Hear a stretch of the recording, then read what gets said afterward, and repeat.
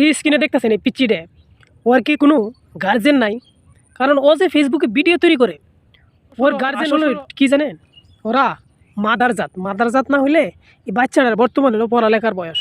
আর ওরে ফেসবুকে সাধারণ কিছু ভিউজ কামানোর জন্য, কিছু টাকার জন্য ওকে আইনে ফেসবুকে গালিগালাজ করাইতেছে। চিন্তা করেন মানুষ কতটুকু নিম্নমানের হলে এই কাজ করতে পারে। ওর তো একটা ভবিষ্যৎ আছে, ও কি করবে? ওর পড়ালেখা আছে, ওর একটা সামাজিক মূল্যবোধ আছে, আর ওরে আইনে ফেসবুকে ইউটিউব প্ল্যাটফর্মে আইনে আর গালিগালাজ শিয়াইতেছে।